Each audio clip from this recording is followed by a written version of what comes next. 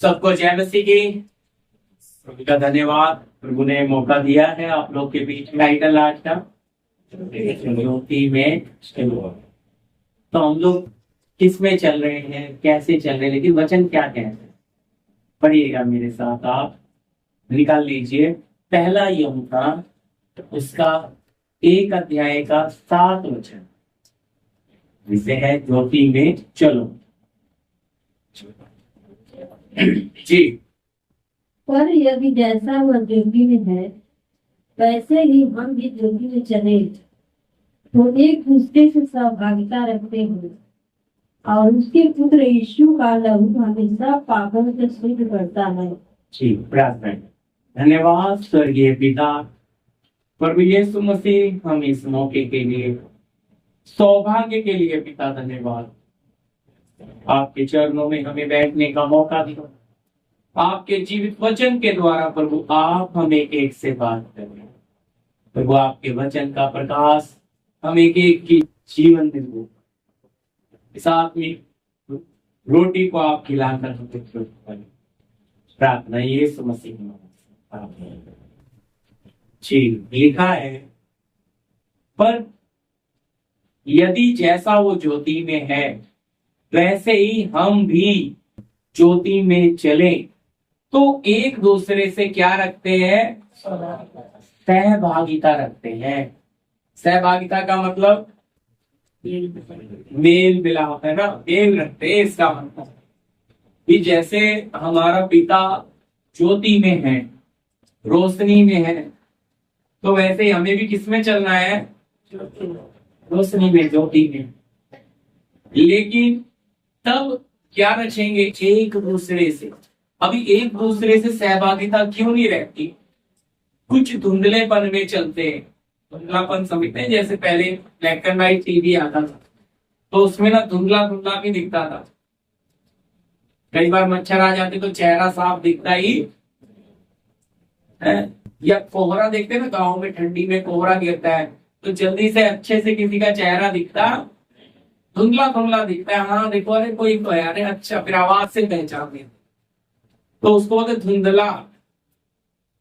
मतलब क्या नहीं करते? अगर रोशनी सही नहीं गई थी तो धुंधलापन है।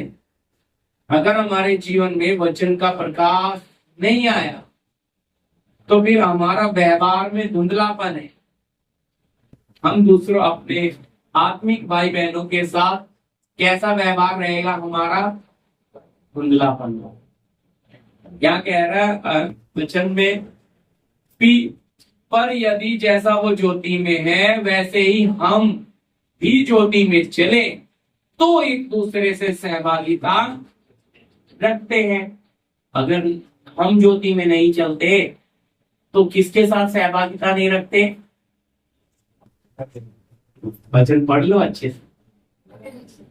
हाँ जी, रोशनी में नहीं चलते तो देखो, ज्योति में चलते हैं तो एक दूसरे से सहभागिता रखते हैं। और अगर ज्योति में नहीं चल रहे तो एक दूसरे से सहभागिता नहीं रखते। इसका उल्टा समझ रहे ना? उल्टा कि अगर मैं प्रकाश में हूं तो मैं अपने भाई बहन का चेहरा देख पा रहा हूं, समझ पा रहा हूं उन्हें। और अगर मैं घोर अंधेरे में हूं तो मुझे समझ ही नहीं आ रहा मेरी बहन कौन है, मेरा भाई कौन। समझा? ये तो समझ रहे ना? तो यानी कि रोशनी की जरूरत क्यों है? कि वो पहचान दिलाएगा, ये मेरी बहन है, ये मेरा भाई है। क्योंकि शरीर के रिश्ते से आत्मिक रिश्ता बहुत उत्तम है प्रियो। शरीर का रिश्ता मौत के साथ खत्म हो जाता है, लेकिन आत्मिक रिश्ता युगानुयुग वाला है। तो बोलो, गहराई किसमें ज्यादा है? शरीर का तो मौत आया तो रिश्ता खत्म। ठीक है, हमारा प्रिय बेटा होगा, बेटी होगी, माँ होगी, पत्नी होगी, बहन होगी, लेकिन मौत के साथ क्या हो गया? रिश्ता।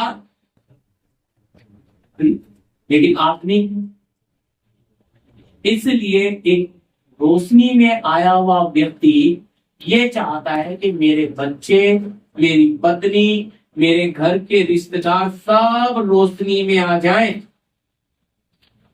क्यों रोशनी में आ जाए? क्योंकि अगला ही शब्द क्या है, पढ़िए। हाँ, सहभागिता रखते हो आगे।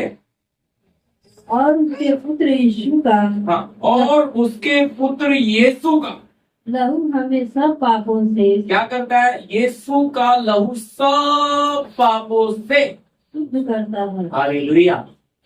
क्या चाहता है? अगर एक प्रकाश में आया हुआ व्यक्ति, रोशनी में आया हुआ व्यक्ति जब देखता है आत्मिक दुनिया को, तो उसका अनुभव चेंज होता है, उसके विचार, उसके थॉट्स समझते हैं, जो विचार आते हैं, विचार है जी, थॉट्स, विचार आते हैं कि नहीं? जब सोचते हैं तो अलग अलग थॉट्स आते हैं, अलग अलग विचार आते हैं। कहां से आते हैं? कहीं से तो आते हैं ना, पर आते कहां है? हमारे मन में। तो वो मन अगर चेंज हो गया तो विचार बदलते हैं। विचार बदलते ही क्या बदल जाता है इंसान का, या उसका स्वभाव, नेचर। और नेचर बदलता है तो वो नेचर डालता है सबसे पहले करीब वालों पे प्रभाव, माँ पे, बाप पे, भाई पे, बहन पे, रिश्तेदारों में, अड़ोस पड़ोस, दोस्त, सबके ऊपर। वो कहता है यार ये वो, इसके जीवन में कुछ तो चेंजेस है, कुछ तो बदलाव है। ये हम तो इसके साथ बचपन से रहे, हम तो इसकी रग रग से वाकिफ है, ये ऐसा व्यक्ति है ही नहीं, ये ऐसा बन कैसे गया? क्योंकि क्या क्या चेंज हो गया? जीवन को चलाने वाला ड्राइवर चेंज हो गया। पहले स्टीयरिंग भाई प्रदीप के हाथ में था, अब स्टीयरिंग यीशु के हाथ में थी। रोशनी में आए हुए व्यक्ति की पहचान नहीं थी। पहले वो अपनी मर्जी में चलता था, अपनी इच्छा, अपनी अभिलाषाओं में अपनी, लेकिन जब वो प्रभु में आया, रोशनी में आया, बोला प्रभु मेरे से ही चल सकती, ये जीवन तूने बनाया, मैं तेरे हाथ में देता हूं, तू चला। तो प्रभु के पीछे आराम से फिर बैठ गया। और फिर गाड़ी कौन चला रहा है? फ्री होके चलता है। इसलिए यीशु ने कहा, हे बोझ से दबे हुए लोगों मेरे पास आओ, मैं तुम्हें विश्राम। हे परिश्रम करने वालों, कष्ट तकलीफों में चल, मेरे पास आओ, मैं तुम्हें विश्राम। तो क्यों? तुम पीछे बैठो, फिर मैं चलाऊं। वो स्टीयरिंग तभी वो उसके हाथ में लेगा। तो चलाने वाला बदल गया तो लोग कहेंगे ये चेंजेस है। अब आप जैसा पढ़ रहे हैं, सुन रहे हैं, सुनने में बड़ा अच्छा लगता है कानून, लेकिन जब जीवन में प्रैक्टिकल आता है, नहीं नहीं, इच्छा हमें खींचती है, लालसा हमें खींचती है, रिश्तेदार हमें खींचते हैं, अभिलाषा हमें खींचती है, मन मर्जी हमें खींचती है। इतनी रस्सियां आपके ऊपर है, वो आपको इस स्वभाव से खींचती है कि रोशनी की तरफ मत जा। क्या कर? धुंधलापन में ही चल, थोड़ा सा प्रभु का प्रकाश, थोड़ा मिलावट में चल। भाई धुंधले में आपको साथ में बड़ा धोखा हो जाएगा। आपको लगेगा ये तो यीशु है, यीशु है, बाद में वो बाबा निकलेगा। ओहो, ये तो बड़ा धोखा हो गया। आप तो इसको यीशु समझ के चल रहे थे, कौन निकला? जब चेहरा दिखेगा ये तो कोई और ही बाबा निकला। जब आप क्लियर देखोगे, स्पष्ट देखोगे, तो पहचान से। वचन कहता है कि हमें हमारे परमेश्वर की पहचान में बढ़ना है। किस में बढ़ना है? तो पहचान कैसे बढ़ेगी? जब प्रकाश में चलोगे तभी। हमारा प्रभु रहता कहाँ है? वचन कहता अगम्य ज्योति में। कहाँ रहता है? अगम्य ज्योति में। वैसे रहने का स्थान तो तीन तरफ पर, लेकिन रोशनी को पहना हुआ है, इसलिए रोशनी को पहना, इसलिए तो आदम के लिए भी रोशनी बनाया।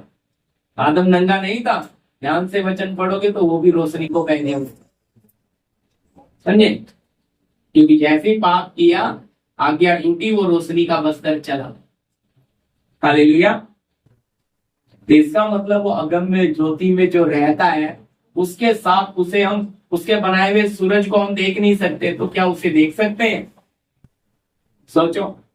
इसी प्रकार हम अगर रोशनी में हैं, तो सबसे पहली बात पे यूहन्ना जोर दे रहा है, कहता है तब आप क्या करते हो, एक दूसरे से क्या रखते हो, सहभागिता, मेल रखते हैं भाई, प्यार करते हैं निस्वार्थ, बिना मतलब का।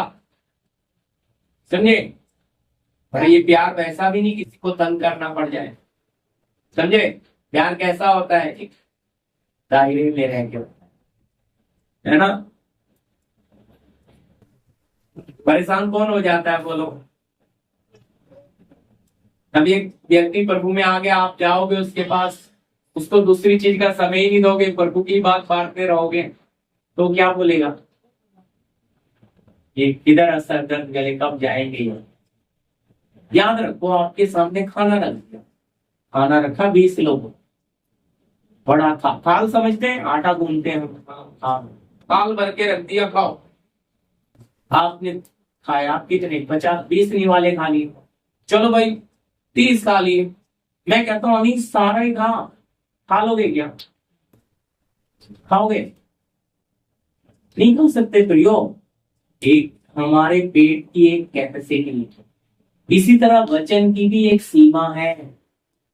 अब देखो हम प्रार्थना रखते हैं 4 दिन का, लगातार क्यों नहीं खिलाते आप लोग? क्यों? कभी चाय का ब्रेक, कभी फ्री होने का ब्रेक, कभी खाने का ब्रेक, क्यों ऐसा? लगातार खिला नहीं सकते, लगातार कोई खा भी नहीं सकता।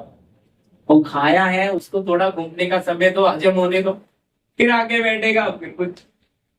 समझ रहे? तो इसी तरह भाई हमें वो क्या भी करना है, उनको जितनी जरूरत है स्वर्ग उतना देता है। हम किसी को एक ही दम से गुरु नहीं बना सकते। याद रखना, जितना थोड़ा थोड़ा खिलाओगे उतना वो मजबूत हो जाएगा, जितना ज्यादा ठोक दोगे उसके मुंह में, वो बर्बाद हो जाएगा, उसे दस्त लग जाएंगे, वो कहेगा ये मुझे चाहिए। ठीक है? तो रोशनी अगर हम बने तो सबसे पहली बात, हम सहभागिता के साथ कैसा रखेंगे, पिता की मर्जी में चल। अब मर्जी में चलना है तो प्रभु की मर्जी क्या बोल रही, सहभागिता कर रखते हैं। यीशु का लहू हमें सारे पापों से क्या कर रहा है? हमारे जीवन में अगर कुछ भी गलती होती, कहां बैठ जाते हैं? पिता के चरणों में। कि वचन कहता है ना, पिता के पास कौन है? हिंदी में सहायक लिखा है, इंग्लिश में एडवोकेट लिखा है। ये बालको, यदि तुम में से कोई पाप करे तो पिता के पास हमारा एक सहायक है, एडवोकेट है, वकील। क्या करेगा? तुमसे गलती हो गई, वो केस लड़े। समझे? वो हमें क्या भी दिलाता है। तो यीशु जब तक आके हमारे गुनाह पे खून नहीं लगाता, पिता उसे साफ कर। समझे? ऐसा नहीं है कि हमसे गलतियां होती नहीं है, क्योंकि वचन कह रहा भाई सहभागिता। और अगर हम आपस में सहभागिता नहीं रखेंगे तो सिर के साथ सहभागिता होगी। अभी देखिए ना, ये 2 हाथ है, दोनों हैं, क्या है? दोनों का आपस में कुछ तालमेल है। दिख रहा है ना आपको? ताली बज रही, ये आ रहा है तो ये भी है ना। कैसे? इनका तालमेल कितना परफेक्ट है हमारा आपस में। इनमें कोई फूट आपको नजर आ रही है? ये आंख नहीं कहती कि मैं कान क्यों नहीं हूं, कान नहीं कहता मैं आंख क्यों नहीं हूं, मुंह नहीं कहता मैं नाक क्यों नहीं हूं। इनमें कोई फूट नहीं है, इनमें तालमेल है, आपस में क्या है? जुड़े हुए, सहभागिता है। कहीं भी कांटा लगा तो ब्रेन फट से बोलेगा तुमको पैर में कांटा लगा, तो हाथ अपने आप पैर के पास पहुंचे। तो मच्छर काटा हो तो खा जा रही तो तुरंत ब्रेन तुरंत सिग्नल देगा, हाथ तुरंत वहां पहुंच जाएगा। सहभागिता मतलब समझ रहे हैं? प्रभु के लोगों में कैसी सहभागिता है? एक दूसरे का दर्द, भाई हमसे तो अच्छा फिर हमारा हाथ है।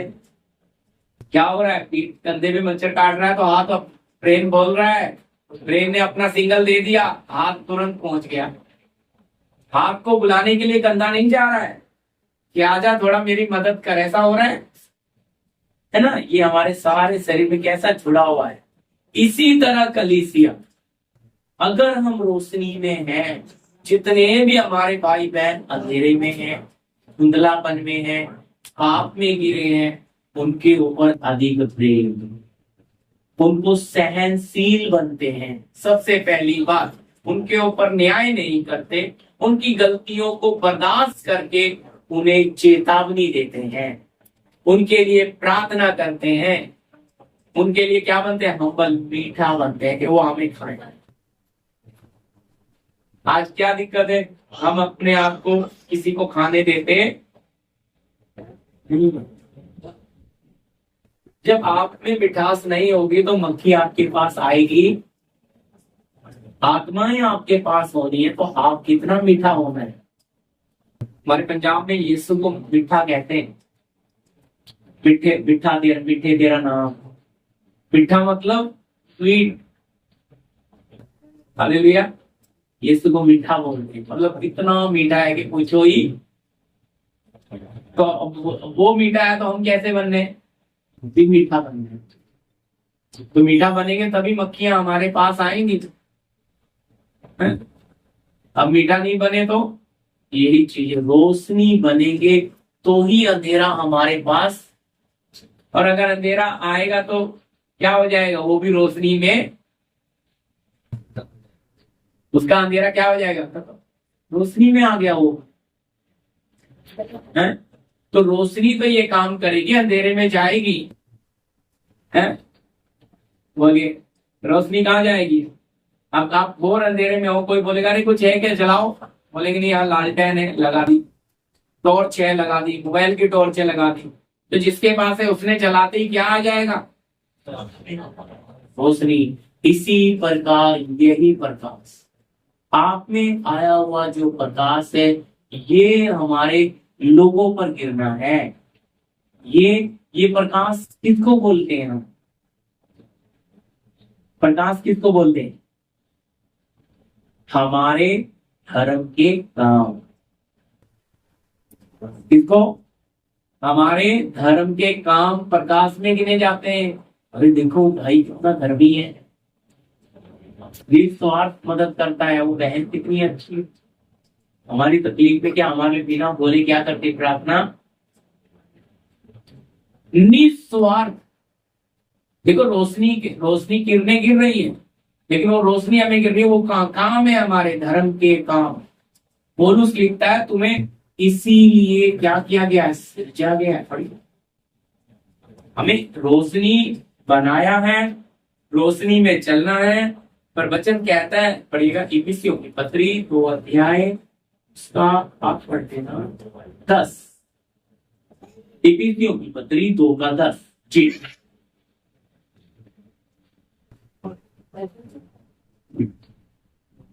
क्योंकि हम उसके बनाए हुए हैं और मसीह यीशु में उन भले कामों के लिए सृजे गए जिन्हें परमेश्वर ने पहले से हमारे करने के लिए तैयार किया।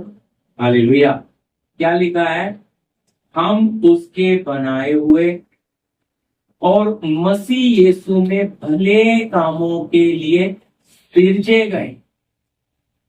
हमें नई सृष्टि क्यों बनाया है, यीशु बोला ना मैं जगत की ज्योति हूं।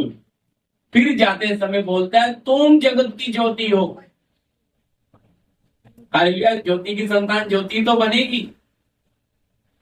तो यहाँ तुम बोलता है तुम्हें भले कामों के लिए सृजा गया, रचा गया है। अब भले कामों के लिए रचा गया तो क्या हम बुरे काम करेंगे। रोशनी कभी अंधेरा देती है, याद रखना, जहां रोशनी आएगी वहां अंधेरा दिखेगा, और जहां अंधेरा होगा वहां रोशनी, दोनों में कितना फर्क है। रोशनी आते ही अंधेरा उसके सामने खड़ा नहीं रहता। अंधेरा कहाँ रहता है,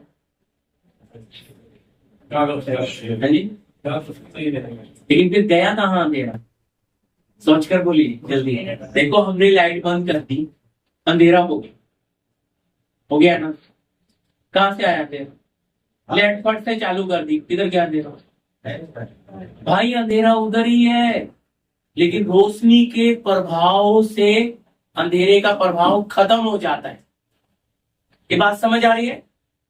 रोशनी का इतना बड़ा प्रभाव है कि अंधेरा उसके सामने टिकता ही नहीं। अगर रोशनी चली जाए तो अंधेरा वही है, इसलिए प्रकट हो गया। पर रोशनी फट से आ जाए तो अंधेरा लोप हो जाए। ये समझ आई बात? हमें लग रहा है अंधेरा अंधेरा भागा नहीं, उधर ही है। तो हमें प्रभु ने संसार में अंधकार में पड़े हुए लोगों के लिए भले कामों के लिए सिरजा, इसलिए हमें बोलते हैं नई सृष्टि, पुरानी बातें बीत गई, अभी नया बनाया है। तो ये भी पढ़िएगा इसके साथ। कुलुसियों की पत्री 4 अध्याय 5 और 6। फिर जी तुम्हारा वचन सदा अनुग्रह सहित और सलोना हो। क्या लिखा है? तुम्हारा वचन सदा अनुग्रह सहित और सलोना हो। याद रखना, रोशनी में चलने वाले लोगों के शब्द कैसे होने, कैसे होने? आप लोगों का शब्द कट्टू नहीं होना। कट्टू शब्द किसे बोलते हैं? छेद देता है दूसरे को, कड़क। आपके शब्दों में क्या होना है? मैं नहीं कह रहा हूं, वचन कह रहा आपके सामने। कुछ लोग थोड़ा कड़क बोलते हैं बहुत, और कड़क किसी किसी को बर्दाश्त ही नहीं होता। लेकिन वचन कहता हमेशा अनुग्रह सहित सलोना, तब ना विरोधी का मुंह भी बंद हो जाएगा। विरोधी का मुंह क्या हो जाएगा? बंद हो जाएगा, उसे मौका ही नहीं मिलेगा। क्योंकि आपकी मधुर वाणी, आपका शब्द इतना मीठा है, उसकी बुद्धि उधर ही बंद हो गई, उसको जवाब ही नहीं आ रहा है। इसलिए लिखा विरोधियों को उत्तर देना आ जाए। लेकिन कैसे? आपके शब्द कैसे रहे? पिता का अनुग्रह आपके ऊपर होना है। अनुग्रह आप प्रभु की कृपा में हो, आप रोशनी में हो। और फिर जब अंधेरा आपके सामने आएगा, मैंने क्या बोला? प्रभाव किसका बनेगा? बोलो, अंधेरे का बनेगा या रोशनी का? लेकिन हम घबरा जाते, और जब हम घबरा जाते हैं आत्मा हमसे हट जाती है, हम अपने प्राण में मनुष्य स्वभाव में आ जाते, तो सामने वाला फिर हमें दबा। और फिर जब घबरा जाते हैं, जो याद होता है वो भी भूल। देखो, बच्चे जब पेपर लिखने जाते हैं एग्जाम में, तो उनके अंदर एक डर रहता है, क्या होगा क्या होगा। क्वेश्चन पेपर हाथ में आने तक एक डर, लेकिन आ गया फिर जैसे जैसे उन्होंने लिखना शुरू किया धीरे धीरे। और कुछ तो इतने डर जाते हैं कि वो लिख ही नहीं पाते, क्योंकि जो याद होता है वो भी भूल। पर अगर जितना वो फ्री रहेंगे, बहुत अच्छा लिख गया, समझे? क्योंकि डर क्या करेगा? वो डर, आप अगर आपने मेहनत किया है पढ़ा, तो फ्री होके चलो ना। वो डर क्या करेगा? आपसे गलत करवाए। घबरा जाओगे ना कि पता नहीं क्या कैसे सवाल है, क्या पहले से ही कल्पना बना लेंगे। तो भाई आपने मेहनत की है, जो आएगा तो आपकी किताबों में से ना आने वाला है, बाहर से थोड़ी उड़ा के कोई स्कूल वाला डालेगा। तो विकास प्रभु ठीक है, जो आएगा धन्यवाद। तो वो व्यक्ति एकदम फ्री रहता है, उसे कोई चिंता नहीं। हाँ, पढ़ाई किया अच्छे से अच्छा, पवित्र आत्मा मेरी मदद। लेकिन डर किस में आ जाता है? जो पढ़ाई, जो पढ़ा नहीं और जिससे विश्वास ही नहीं कि क्या होगा मैं पेपर लीक करूंगा, वो ज्यादा डरता है। और जो पढ़ा हुआ है उसे कोई चीज नहीं। इसी तरह अगर हम प्रभु के स्वभाव में बदल रहे हैं, हम रोशनी में चल रहे हैं, हमें अंधेरे से कोई डर, हमें बुरे लोगों से कोई डर, बोलो डरेगा वही जिसके पास प्रभु की उपस्थिति। क्योंकि वचन कहता है प्रभु की मर्जी के बगैर हमारे सिर का कोई बाल तक छू। अगर स्वर्ग अनुमति दे कि प्रदीप भैया के ऊपर डंडा आना है, तो फिर पड़ेगा। ऑर्डर कहां से पास हुआ? स्वर्ग से है। तो इसका मतलब बिना स्वर्ग के बोले क्या नहीं कर सकता है इस व्यक्ति को कोई छू। तो स्वर्ग ने ऑर्डर दिया तो कैसा लेना है मुझे? धन्यवाद प्रभु तेरे लिए सौभाग्य, तब मिलता है सौभाग्य। और पतरस कहता है तुम गलती करके सजा उठाते हो तो तुम्हें क्या मिलेगा? कुछ नहीं मिलने वाला। हम गलतियों से भी डंडे खाते हैं, उसका प्रतिफल स्वर्ग हमें देगा। पर जब हम परमेश्वर के लिए सही चलते हुए, मैं कह रहा हूं आप अपनी जगह बिल्कुल सही हो, मजाल नहीं है कोई आपको छू ले। छुएगा कब? जब स्वर्ग अनुमति। तो सौभाग्य होता है। सुनिए, आज प्राण के जोश में लोग बहस करते हैं, फिर मार भी खाते हैं। प्रभु के सामने भी तो आए थे, पत्थर उठा के पत्थरवार करने छुप के निकल गए यीशु। क्यों? किंतु उसकी कचहरी में आंखों पे पट्टी बांध के थूक रहे हैं, थप्पड़ मार रहे हैं, क्या क्या कर रहे हैं। उसको बोलते भविष्यवाणी कर, कुछ बोला? हर जगह नहीं प्रियो, हमें फिलिप्पुस बोलता है तू क्यों नहीं कुछ बोल रहा है? कुछ तो बोल। क्या मैं तुझे नहीं मालूम मुझे तुझे छोड़ देने का भी अधिकार है? कहता है ये अधिकार अगर तुझे स्वर्ग से ना मिला होता तो तेरा कुछ पे कोई अधिकार। वो डर जाता है। याद रखिए, हमारे यीशु भी अलग अलग परिस्थिति में कैसे खड़ा रहा। क्या हो जाता है? हम आ जाते हैं प्राण के जोश में। तो आत्मिक जो हमारा जीवन है ये शरीर से बिल्कुल अलग है। लेकिन दिक्कत इधर ये है कि शरीर में ही प्रभु ने आत्मा का काम शुरू किया। किसमें शुरू किया है? तुलसी पढ़ दीजिए एक बार, 4 का 5 और 6। हाँ जी। तुम्हारा वचन सदा निरस है हाँ। और संवेदना है कि तुम्हारे हर मनुष्यों को उचित रीति से उत्तर देना आ जाए। हाँ, आगे 5 अवसर को 5 पढ़ दिया था ना। 6 अवसर को बहुमूल्य समझकर अवसर को बहुमूल्य समझकर बाहर वालों के साथ हाँ बुद्धिमानी से व्यवहार करो। क्या करें? आपको जो समय मिला है अवसर को बहुमूल्य समझें। किसके साथ? बाहर वालों के साथ। किसके साथ व्यवहार करना है? कौन सी बुद्धि? हाँ जी। बात ये बात, हम जब लोगों के साथ व्यवहार करते हैं तो हम जो व्यवहार करते हैं वो बुद्धि से करते हैं। हम मुंह देखा न्याय करते हैं। संसार भी तो यही करता है। इज्जत देते हैं तो इज्जत देंगे, प्यार करते हैं तो प्यार करेंगे, नमस्कार करेंगे तो नमस्कार करेंगे। कोई इज्जत नहीं देंगे तो हम भी नहीं देंगे, वो नहीं बुलाएंगे तो हम भी नहीं बुलाएंगे। यही ना। लेकिन मसीह लोगों में ऐसा नहीं है। मसीह लोगों को मैंने आपको पढ़ाया कौन से? धर्म के कामों के लिए सिरजा गया है। कोई इज्जत दे या ना दे, हम नहीं। कोई प्यार करे ना करे, हम करें। कोई पूछे ना पूछे, हम चले जाएंगे उनके घर। हम उनकी खबर लेंगे, हम उनके लिए प्रार्थना करें, क्योंकि हमारे अंदर निस्वार्थ प्यार है। हम स्वार्थ के पीछे तो रोशनी जो है प्रियो, उस क्या है? उसके पास जो प्रभाव है वो अंधेरा उसके सामने टिकता। इसीलिए आप जब रोशनी बनेंगे, बुराई आपके सामने नहीं खड़ी रह सकती। समझे? वो आप, इसलिए हम वचन कहता है कि बुराई को भलाई से जीत लो। ये कब होगा? जब हमारा स्वभाव, हम समय को कैसा समझेंगे? कीमती। आज प्रभु के लोगों में समय को कीमती समझने की क्या नहीं है? बड़ी लापरवाही। समय को कीमती, मोबाइल हाथ में आ गया तो फिर ये रखा ही नहीं जाता है। गुलाम बना रहा है लोगों को।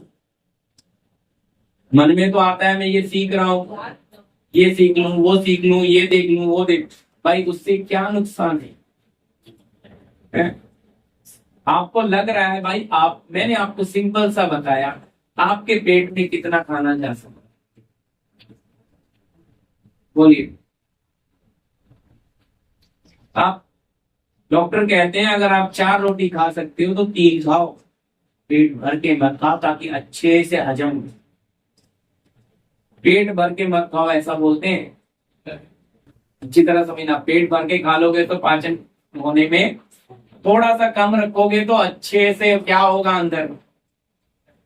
सुनना मेरी बात है। तो फूल क्यों नहीं खाना भाई? मतलब कोई दबा के खा लेता हो, थोड़ा चलो, हरा सहारा ऊपर ही है, थोड़ा चलो वॉकिंग करो तो चलेगा, चलेगा तो थोड़ा नीचे उतरेगा, तब उसे फ्री राहत मिलती है। हाँ भाई चलो अभी थोड़ा तो ज्यादा हो गया। सच है। अब आप तुम जो मोबाइल देख रहे हैं आपकी कैपेसिटी 1-2 घंटा, पर आप उसमें 8-8 घंटा, 7-7, 6-6 घंटा क्यों? अब आपको लग रहा है मैंने ये भी देख लिया, ये भी देख लिया, पर अंदर कितना गया? आगे वाला देख लिया, पीछे वाला भूल गया। पर अगर तूने ब्रेक लिया होता, जो देखा तूने समझा सीखा, उसमें से उन बातों को घूमते फिरते मनन करते हुए और ज्यादा मजबूत बने। पर अगर उन्हीं बातों को हम ये देख लिया तो, और क्योंकि हम क्या सोचते हैं कितना कम समय में कितना ज्यादा सीख लें। अब मैंने बोला भाई 4 दिन का खाना एक साथ दे रहे हैं, अभी खाओ, खा सकते हो? क्यों क्यों नहीं खा सकते? 4 दिन का खाना एक साथ खा लो ना। आप जब 1 महीने का कोर्स 1 दिन में बैठ के देख लेते हो, एक बात कर रहा हूँ, क्लासें दे रखी है भाई, बात बनाने वाले ने 30 क्लासें बनाई, ये लो भाई। अब रोज एक क्लास सीख के उसे घूमते फिरते मनन करके अच्छे से पढ़ेगा, लेकिन वो बोलता है नहीं आज क्या करता, आज 4 क्लासेस सुनता हूँ, बीच में बोलूंगा। वो 4 एक साथ उसे याद रहेंगी क्या? बोल, जितना अच्छा वो थोड़े में मनन कर सकता है, थोड़े में जितना मजबूत। इसलिए यीशु मसीह कहते हैं जितना कोई थोड़े से थोड़े में संतुष्ट है तो बहुतों में भी। लेकिन आज लोगों को थोड़ा नहीं जानना, और इसमें काम किया है इंटरनेट इस शक्ति ने। क्या किया? लोगों को गुलाम, उनका माइंड उसी में लगा रहता है। टक करके आवाज आई तो फट से पहले मोबाइल को देखेंगे, मैसेज आया कौन, तुरंत फोन रखते ही नहीं है भाई, उसे साइलेंट करके 2-4 घंटे उसके बगैर भी जियो। ये दिया है। मैं तो हमारे पास तो साफ कहते हैं मोबाइल में बाइबल नहीं, इसमें पढ़ना, हाथ में लेके घूमो, मशीन है, इसमें मार्किंग करो। आपसे आपका बाप ने बात किया तो क्या करो, इसमें आप पढ़ो। इसमें जो पढ़ के मिलने वाला है ना, वो इसमें पढ़ के मिलने, मेरे पास टैब है, इससे भी बाइबल से भी बड़ा टैब लिया हुआ, वो इसीलिए लिया है कि क्लासें बनाऊं सिखाऊं। घर में चालू है लेकिन मन ही नहीं होता उसको लेके चलना बांटना। तो जो क्यों नहीं, इसमें जितना अच्छा लगता है ना उसमें उतना। अपने आप को याद रखना, हमें बचाना भी है कि उन चीजों में ज्यादा लगने से हम किसमें लग जाएं।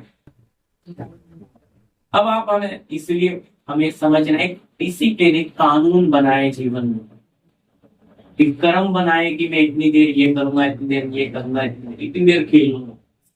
आप हर चीज में ना इंजॉय लो, इंजॉय समझते हैं खुशी हर चीज में, पढ़ाई के समय पढ़ाई में, प्रार्थना के समय प्रार्थना में, काम के समय काम में, हर चीज मन से करो। आप हर चीज, अभी पढ़ाई कर काम करते करते कुछ लोग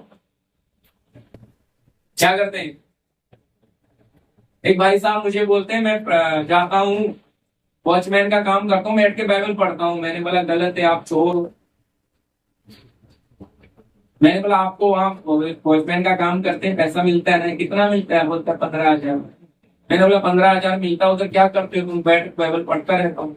मैंने बोला बिल्कुल बंद करो, बाइबल घर में आके पढ़ो। मैंने बोला काम पे बैठ के बाइबल पढ़ रहे हो, वहां पे आपको 12 घंटे का पैसा मिल रहा है, 12 घंटे आपकी नजर सब तरफ होनी है। कैसे आप प्रभु के सामने क्या जवाब दोगे? काम चोर बनोगे? आप काम करके उसका पैसा मिल रहा है, आप ये है। और सामने आकर बोले देखो दुनिया को लोग दिखाने के लिए काम करते हैं, धर्म की प्रार्थना करते, इतनी बड़ी बड़ी प्रार्थना करेंगे कि जीवन में कुछ भी क्यों प्रैक्टिकल नहीं है। याद रखो, आप 12 घंटे ड्यूटी करके आए, घर में आके बैठे, नहा धो फ्रेश हो जाओ, बाइबल लेकर आधा घंटा प्रभु से बात, वचन पढ़ो, 1 घंटा पढ़ के प्रार्थना करो, उसका आपको क्या मिलेगा? आप काम की जगह पे बैठ के पढ़ रहे हो, कभी कोई आ गया गेट खोलो फट से बात, किसका अपमान हो? जो मिलने वाला हो गया। पहली बात, आप वहां काम कर रहे हो, यीशु बोलता है केसर का केसर को दो, परमेश्वर का भाई संसार का समय संसार को दे दो, प्रभु का समय प्रभु को दो। तुम मिक्स क्यों कर रहे हो? समझ रहे मेरी बात? ऐसा मत करो, कुछ नहीं पाओगे अपने प्रभु से, ना इधर के ना उधर के। तो इसलिए रोशनी में अगर चलेंगे तभी हम अपने लोगों से और अपने प्रभु से क्या रखते हैं, सहभागिता। तभी यीशु का लहू क्या करता है, हमारे सारे पापों को। तब अगर फिर हमें समय को कीमती समझेंगे और फिर क्या हमें सबको कौन सी बुद्धि चलेंगी, पवित्र आत्मा की। समय को बहुमूल्य समझेंगे और बाहर वालों के साथ बुद्धिमानी से व्यवहार, हर किसी को अच्छा उत्तर देकर तक पड़ती है सिस्टम।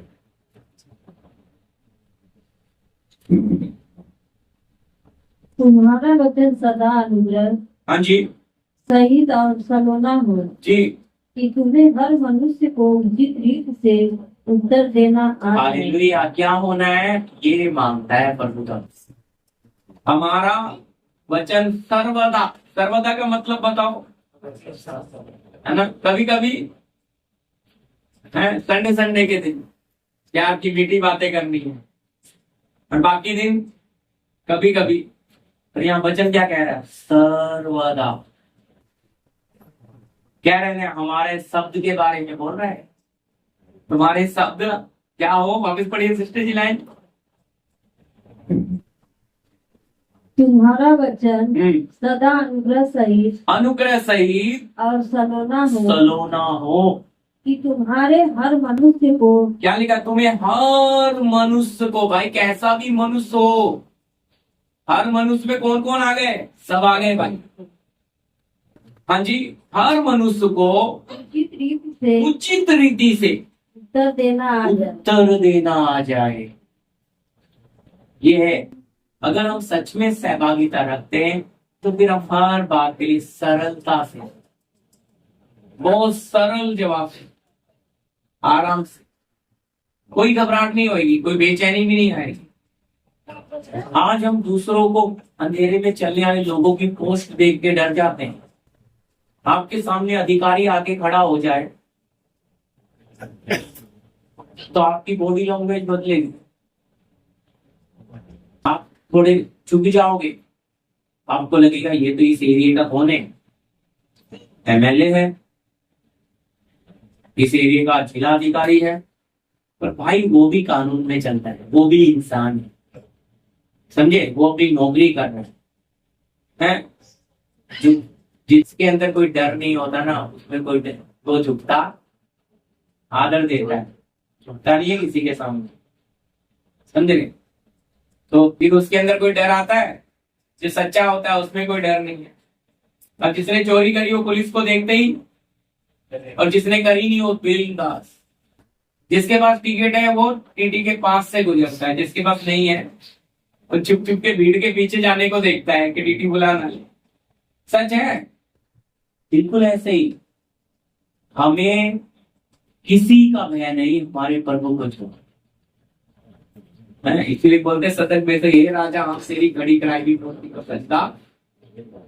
हमारा परमेश्वर बचाने की शक्ति रखता है, यदि ना भी बचाए तो भी नहीं करेगा, मतलब बचा सकता है, अगर फिर भी ना भी बचाए तो भी नहीं करेंगे। इतना विश्वास कहाँ गुलाम में पड़े हुए लोगों को आए। गुलाम थे, तुम तो आजाद हैं, हम तो स्वतंत्र हैं, हमें क्यों नहीं रुकना। गुलामों में इतनी दलेरी कहां से आ गई कि राजा के सामने दलेरी से पढ़ने। हालेलुया जी, पढ़ेगा एक किताब 2 अध्याय का 5। हे याकूब के घराने, हे याकूब के घराने, हम यहोवा के प्रकाश में चले। हम यहोवा के प्रकाश में चले। किसके प्रकाश में? याकूब का घराना कौन है? याकूब का असली नाम क्या है? इस्राइल। और असली इस्राइली कौन है? पहला पत्रस 2:9 कौन है? आप और मैं, हम हैं। हालेलुया। आत्मिक शारीरिक तौर पे इस्राइली लोग थे, आत्मिक तौर पे प्रभु की कलीसिया। तो क्या लिखा है वचन में? हे याकूब के घराने, किसमें चल? किसके? यहोवा के प्रकाश यहोवा के प्रकाश में चल। इब्रानी 9 अध्याय का 14 वचन पढ़िएगा। परमेश्वर के प्रकाश में तो हमें चलना है। हालेलुया। यानी कि हमारा प्रकाश कौन है? बोलिए। प्रभु यीशु मसीह आया ना जगत में, क्या बनकर आया? ज्योति बनकर आया। और बाद में बोलता है तुम जगत की ज्योति। हालेलुया जी। तो मसीह का लहू, मसीह का लहू, जिसने अपने आप को सनातन जिसने अपने आप को सनातन आत्मा के द्वारा परमेश्वर किसके? सनातन आत्मा के द्वारा परमेश्वर के सामने निर्दोष चढ़ाया। हालेलुया। रुक जाएंगे। हालेलुया पढ़ दीजिए सिस्टर जी। हाँ जी। तो मसीह का लहू जिसने अपने आप को हाँ, तो मसीह का लहू जिसने अपने आप को सनातन आत्मा के द्वारा सनातन आत्मा के द्वारा परमेश्वर के सामने निर्दोष चढ़ाया। तुम्हारे विवेक को मरे हुए कामों से क्यों न शुद्ध करेगा, ताकि तुम जीते परमेश्वर की सेवा करो। हालेलुया। कौन? यीशु मसीह हमें किससे? यहोवा का प्रकाश में जब आप चलेंगे, परमेश्वर के प्रकाश में आप चलेंगे, यीशु मसीह जो जगत की ज्योति बन के आया उसमें जब आप चलोगे, तो आपके विवेक को क्या करेगा? मरे हुए कामों से क्या करेगा जी? कौन से कामों से? मरे हुए कामों से। यानी कि अगर आप रोशनी में आ गए, मैंने आपको टाइटल बोला ज्योति में चलो। अगर आप रोशनी में चल रहे हो तो मरे हुए कामों में मन लगाओगे? हैं? मरी हुई चीजों के पीछे भागोगे? क्योंकि क्या आ गए? रोशनी में ना। अब मरी हुई चीजें कैसी लगेंगी? अब जिंदी चीजों के पीछे जाएंगे या मरी हुई चीज के पीछे? बोलो। क्योंकि मरी हुई चीज तो मिट्टी में जा रही है। मरे हुए व्यक्ति से शरीर बॉडी पड़ी है तो उससे कितना प्यार करेगा इंसान? सगा बाप है, आग लगाते समय बेटे दया कर ले थोड़ी, आएगी दया बेटे के मन? वही बाप है जिसने गोद में खिलाया है। बोलो। कबर में डालते समय कई बार बेटे को ही डाल रहा है बाप, ऐसे भी हालात होते हैं। गोद में खिलाया, आज कबर में डाल रहा है। दया करता है क्या? सोचिए ना थोड़ा, करता है दया? जब हम चिता में अग्नि देते हैं, हम कोई दया करते क्यों नहीं करते? क्योंकि वो मिट्टी है, उस पर हमें कोई दया आती। आप समझ रहे? मरे हुए के ऊपर कोई दया है? मरी हुई चीज के पीछे जाएंगे? तो यहां शब्द दिया है विवेक। तुम्हारे विवेक को मरे हुए कामों से क्या करेगा? क्यों ना शुद्ध करेगा। आज लोगों के विवेक अशुद्ध क्यों है? मरी हुई चीजों में चिपके पड़े हैं। रोशनी की संतान है रोशनी में, लेकिन मरी हुई चीजों से उनका मन हटता ही, इसलिए उनका विवेक शुद्ध नहीं है, उनका नजरिया शुद्ध नहीं है, उनकी सोच शुद्ध नहीं है। वो धुंधलेपन में क्यों चल रहे हैं? उनके ऊपर यहोवा का तेज प्रकाश क्यों नहीं है? वो उस रोशनी में क्यों नहीं चल पा रहे? उनके लिए अब तक यीशु रोशनी क्यों नहीं बना? अगर यीशु उनके लिए रोशनी नहीं बना तो फिर वो यीशु की संतान बन के कब ज्योति बनेंगे? हालेलुया। क्योंकि यीशु जगत में आते समय बोला है कि मैं जगत की ज्योति हूं, पर बाद में बोलता है तुम जगत की ज्योति हो। यानी कि ज्योति की संतान होंगे तो ही तो रोशनी होंगे। जो रोशनी में हम चलेंगे तब हमारे काम से लोग पहचानेंगे ये तो प्रभु के लोग हैं, ये जीवते परमेश्वर के लोग हैं। लेकिन अगर हमें वो काम ना आए, सहभागिता के मामले में बहुत लोग फैले। मैं कहता हूं भाई आप जरूरी नहीं है पैसे से ही मदद करें, आपकी प्रार्थना जो कर सकती है। देखो, मैं पैसे की कोई सपोर्ट नहीं करता, क्योंकि मैं विश्वास में जीता हूं। लेकिन कुछ लोग ऐसे आते हैं जिन्हें बहुत तकलीफ होती है। मैं प्रभु के चरणों में प्रार्थना करता हूं, उनका फोन आ जाता है, पास्टर जी हमारा काम हो गया। आपकी प्रार्थना मुझे याद रखना, प्रार्थना में वो शक्ति है। उनका विश्वास प्रभु पे बढ़ेगा। आज दुनिया ने पैसा बड़ी चीज बना दिया, प्रभु बड़ा है, पैसा बड़ा। आपके पास पैसा नहीं है, फिर भी आपके पास प्रार्थना है। हालेलुया। आप दूसरे के लिए जब प्रार्थना करेंगे, उसे उसके जीवन में काम होगा, आपके अंदर खुशी होगी कि प्रभु आपने हमारी प्रार्थना सुनकर इसके जीवन में काम। इस बच्चे को आपने गलत रास्ते से मोड़ लिया, इस बहन के जीवन में आपने बदलाव ले आए, इस भाई के जीवन में बदलाव ले, प्रभु मेरे आंसुओं का आपने उत्तर दे दिया। समझे? तो वो होगा आपके धर्म के काम। मैंने बोला रोशनी में क्या निकलती है गिरने, और वो क्या है? आपके धर्म के काम, जो पिता स्वर्ग में देख के क्या बनाएगा? आनंद करेगा। मेरे बच्चे हाँ क्या कर रहे हैं? मेरे ही पक्षियों पर चल रहे हैं। हालेलुया। ये हमारे जीवन में प्रैक्टिकल होना जरूरी है। हमारा मन, याद रखना, मैं आप यहां से उठ के जाएंगे, जाने के बाद आपका मन फिर वैसा ही हो जाए। मैंने आपको बोला जितना खाना आप खाते हो, मैं कोई बड़ी चीज नहीं सिखाता, हमेशा एक छोटी सी बात, उसी के ऊपर ही मेरा उद्देश्य रहता है। मैं इधर उधर नहीं भगाता, है ना। तो आज हम सिर्फ रोज ज्योति में चले, रोशनी में चले। हाँ, क्या हम चल रहे हैं? यानी कि क्या हमें वो बातें हैं? अगर नहीं है तो प्रार्थना करें, प्रभु मुझे ऐसा बनाओ, प्रभु मेरे अंदर भी ये गुण लेकर आओ, प्रभु मैं आपकी बेटी और बेटा हूं, तो मुझे भी प्रकाशन दो, मुझे भी वो स्वर्गीय बुद्धि दो, मुझे भी वो स्वर्गीय समझ दो। तो आपको प्रार्थना करते करते नए नए शब्द मिलते हैं, क्योंकि वो बात आपके अंदर तक डाली जाती है प्रार्थना के द्वारा। समझे? यहाँ यह कोई ज्ञान की बात नहीं बांटी जा रही, छोटी सी बात है। इसमें चलो, रोशनी में चलो, ज्योति में चलो। अभी चलना है, अभी चलना है, पर चलने में बड़ी उसका अनुभव आपको मिलना है। हालेलुया। आप चल रहे हो तो आपको उसका अनुभव है। अब कोई आपको आदर देता है तो कैसा फीलिंग होता है? फील कैसा लगता है? अच्छा, मेरे बच्चे मुझे आदर दे। कोई आपके साथ झगड़ा कर रहा है तो कैसा लगता है? गुस्सा आता है ना कि मुझे गलत क्यों बोल रहा है, मैंने तो गलती नहीं की। आपके अंदर फीलिंग है कि नहीं? बोलिए, भावना है ना? फील करते हैं हम लोग। इसी तरह हम आपस में सहभागिता रखेंगे तो फीलिंग आएगी। एक दूसरे को बोलने की जरूरत नहीं, उसके लिए गर्म आंसू आएंगे, और ये स्वर्ग देता है।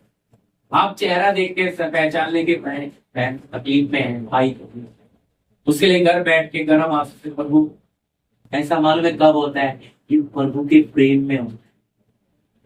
रोशनी में चलने वाले लोगों में और अधिक प्यार बढ़ते बढ़ते बढ़ते बढ़ते जाता है। इसकी कोई सीमा नहीं होती। पढ़िएगा पहला पतरस 3:18, पहला पतरस 3:18। इसलिए कि मसीह ने भी अर्थात अधर्मियों के लिए धर्मी ने पापों के कारण एक बार दुख उठाया ताकि हमें परमेश्वर के पास पहुंचाए। वह शरीर के भाव से तो घात किया गया, पर आत्मा के भाव से दिलाया गया। Hallelujah, hallelujah. यहाँ लिखा है इसलिए कि मसीह ने भी, अर्थात अधर्मियों के लिए। अधर्मी किसको बोलते हैं? अधर्मी। हाँ सही बोल रहे हैं, क्योंकि धर्मी बोलेंगे तो शुद्ध पवित्र है, लेकिन अधर्मी बोलेंगे तो पापी है। आ गया उसमें। तो अधर्मियों के लिए धर्मी ने, यीशु कौन था? धर्मी। क्या किया? धर्मी ने पापों के कारण एक बार दुख उठाया। तो यदि हमारा प्रभु यीशु धर्मियों के अधर्मियों के लिए क्या किया, दुख उठाया। तो हम रोशनी की पहचान, अगर हम रोशनी में चलते हैं तो दूसरों के लिए हमारे अंदर वो भावना होनी है, समझे, दूसरे के दर्द को समझना है, तब आपको उन पर नफरत नहीं आएगी, गुस्सा नहीं आएगा। लेके जा रहे हैं नाचते हुए लोग, मेरे मन में कितना दर्द। मैं बोला प्रभु इनकी समझ कब खोले, प्रभु इन पे दया करके इन्हें कुछ भी समझ नहीं है। मैं रोड से चलते जा रहा हूँ और सामने खूब जवान जवान बच्चियां लड़के खूब डांस कर रहे हैं। कल की बात, मेरे अंदर एक दर्द चल रहा था, प्रभु ये अंधेरे में कौन जाएगा इनके, प्रभु तू काम। देखो बात समझ आ रही है मेरी, वो फीलिंग अंदर से आती है प्रियो। आप रोड से क्या ये बजा रहे हैं ऐसा बोल के भी जा सकते हो, लेकिन आप उनकी उस अंधकार में, कितने घोर अंधेरे में लोग चल रहे, पढ़े लिखे भाई, बहुत हाई लेवल से पढ़े लिखे हैं, ऐसे नहीं है कि कोई गांव के गवार है। क्यों, उन तक तो वो सच्चाई पहुंच जाती तो वो भी, तो आप समझते हैं उसका मतलब आप अपने आप को दोषी देते हो कि इसके पीछे अब तक मैं ही कमजोर हूं, मैं रोशनी बना ही नहीं वैसा। अगर बन गया होता तो ये अंधेरे में लोग इन तक भी रोशनी पहुंच जाती। आसान नहीं है रोशनी बनना, इसमें से जाना पड़ेगा। अधर्मियों के लिए धर्मी ने क्या उठाया, दुख उठाया। हम रोशनी जो है वो जलती है, हम गीत गाते हैं, एक बत्ती के समान जलता रहूंगा। किसके समान, बत्ती के समान। बत्ती के समान, बत्ती कैसे जलती है, जलते जलते क्या हो जाती है, वो खत्म हो जाती है, वो गुल बन जाती है, क्या छोड़ जाती है जी, खत्म हो जाती है। वो जलते जलते बढ़ रही है कि खत्म हो रही है, बस यही है मसीह जी। हम जलते रहना है, जलते जलते खत्म हो जाना है, क्योंकि हम शरीर में खत्म होते हैं लेकिन आत्मा में, जीवन में उसका प्रतिफल पिता से मिलेगा कि मेरे बच्चों ने कितनों को रोशनी दी, कितनों के लिए ये जले। और जल रहे हैं तो दर्द होगा कि नहीं, बोलो है? अब कैंडल लगा दी जल रही है तो उसे तो दर्द हो रहा है, वो तो जल रही है, खत्म हो रही है, लेकिन हमें रोशनी दे रही। इसी प्रकार जब हम संसार में जलना शुरू करेंगे हमें पक्का दर्द होगा।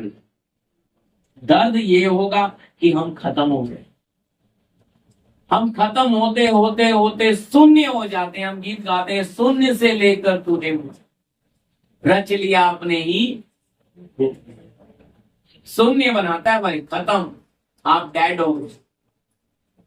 तो इसलिए अगर हम जलेंगे तो ही बहुतों को प्रकाश में उनको एहसास हो जाएगा हमारा जीवन देखने। रोशनी में इसलिए भाई यीशु ने अगर अधर्मियों के लिए दुख उठाया तो हम क्यों नहीं उठाए। इफिसी पढ़िए, लास्ट में इफिसी 5:2 बच्चा है, अगली बार हम आगे पढ़ लेंगे। और प्रेम में चलो जैसे मसीह ने भी तुमसे प्रेम किया और उन्होंने भी अपने आप को सुखदायक सुगंध के लिए परमेश्वर के आगे भेंट करके बलिदान कर दिया। हालेलुया, क्या कर दिया, सुखदायक सुगंध के लिए। प्रेम में चलो, रोशनी में चलेंगे तो किसमें सहभागिता रखेंगे, तो प्रेम में चलो। जैसे मसीह ने भी क्या किया, अपने आप को सुखदायक सुगंध करके किसे दे दिया, और हमें भी अपने आप को सुखदायक सुगंध मालूम है। जब जल प्रलय के बाद बलि बेदी तैयार करके नूहा ने भेंट चढ़ाई तो वचन आवाज क्या आई, परमेश्वर ने सुखदायक सुगंध पाकर कहा कि अब मैं पृथ्वी पर जल से बर्बाद करूंगा नहीं। और इसकी निशानी ये होगी कि जब बहुत बारिश गिरेगी तो आकाश में सतरंगा, जो हम बोलते मेघ धनुष चमकेगा, वो मेरी वाचा की पहचान होगी। कितना ज्यादा बारिश आएगा, तो उसमें जब काले बादलों में मेघ धनुष दिख रहा है, तो मैं तुम्हें पानी से नाश करूंगा ऐसे। ये बात सुखदायक सुगंध पाकर। क्यों मनुष्य को नाश करने से लिखा है पछताया। इसमें बहुत बड़ा भेद है, लेकिन उतना नहीं। लेकिन वहां शब्द जो लिखा है ना, सुखदायक सुगंध, क्योंकि बलिदान चढ़ाया है ना। हम कैसा बलिदान चढ़ा?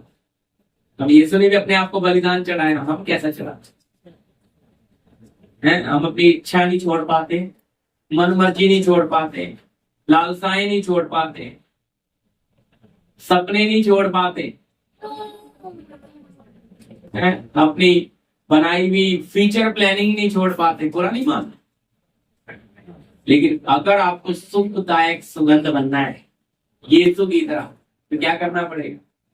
देखो दाऊद क्या बोलता है, ये पढ़ तो जल्दी खत्म करेंगे, समय हो गया। भजन संहिता 51 का 2, 51 का 2। मुझे भले भांति धोकर मेरा अधर्म दूर कर और मेरा पाप छुड़ा कर मुझे शुद्ध कर। हालेलुया। क्या बोलता है? हाँ जी,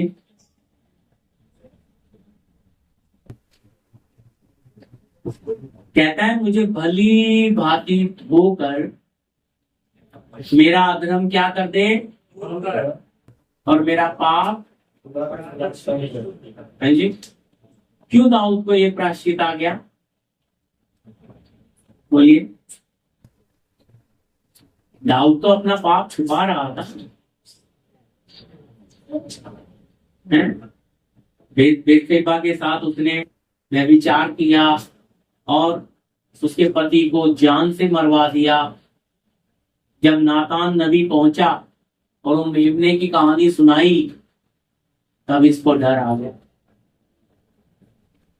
कहता है राजा तेरे पास इतनी रानियां थी, कम होती तो और देता, पर तूने उस निधन के मेमने के बच्चे को लाकर क्यों मार के खाए, पार्टी करी। तो कहता है ये वजह तू ही है।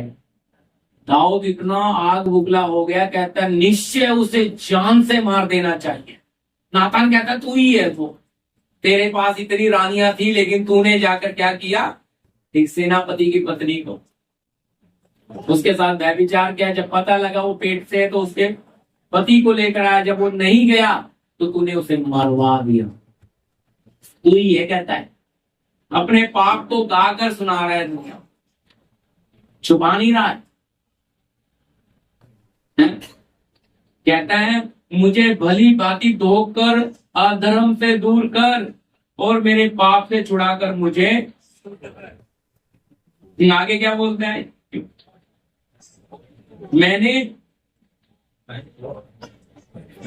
मैं तो अपने अपराधों को जानता हूं। देखो जानता है कि नहीं, बोलो। हाँ, और मेरा पाप निरंतर मेरी दृष्टि में रहता है। दृष्टि में रहता है। हाँ, मैंने केवल तेरे ही विरुद्ध पाप किया। हाँ, और जो तेरी दृष्टि में बुरा है वही हाँ। किया है। हालेलुया। बोलिए। तो दाऊद तो अपने आप को पूरी तरह से अंगीकार कर रहा है, पर जब प्रभु का आत्मा हमसे बात करता है, हमें प्रकाश देता है, तो हमारे जीवन की हमें गंदगियां नजर नहीं आती हैं। हम उन्हें नजरअंदाज करते हैं। ये तो चलता है दुनिया में।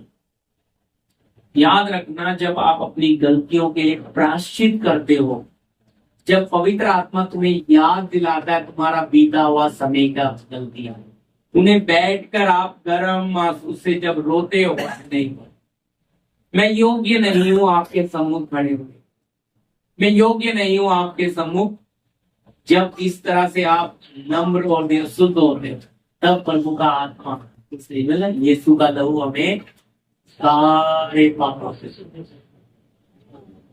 लेकिन प्रायश्चित ऐसा नहीं, अंदर से आता है प्रिय।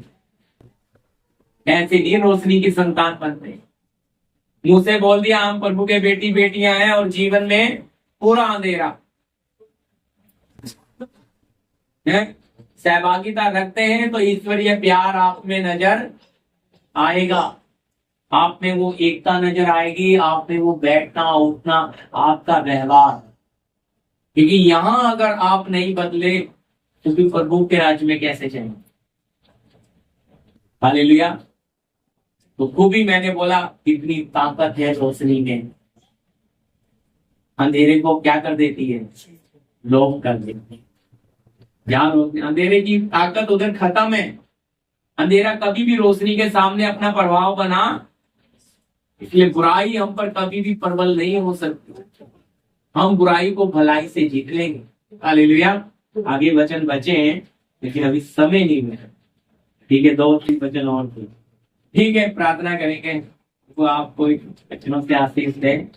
कोई सवाल रहेगा तो अगली बार पूछ लेना। हमारे बीच में भाई सतविंदर लास्ट प्रार्थना।